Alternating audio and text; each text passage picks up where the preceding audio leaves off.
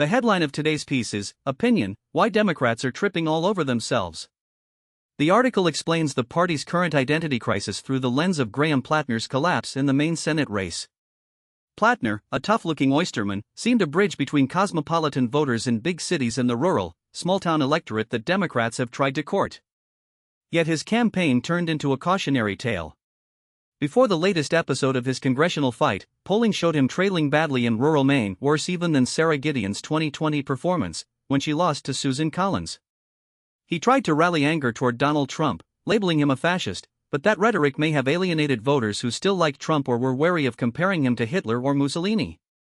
His stances on immigration and transgender athletes, neither of which resonated with rural communities, shifted him into the candidate of Portland, the city without the support of Down East.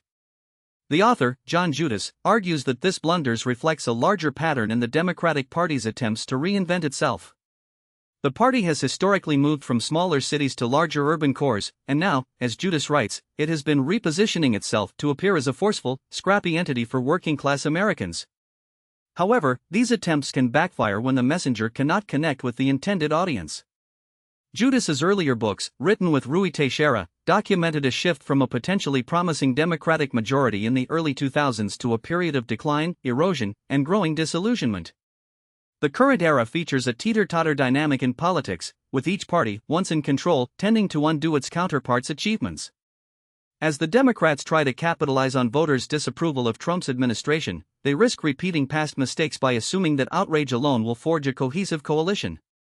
Don't forget that the party's success at the national level now hinges not just on crafting appealing policy, but on vetting candidates thoroughly, ensuring their positions resonate across demographic divides, and, crucially, connecting with voters who have not yet been fully won over. In sum, the Plattner debacle is a microcosm of the broader struggle, a party that tries to redefine itself too quickly, making implausible strategic moves that ultimately lose credibility.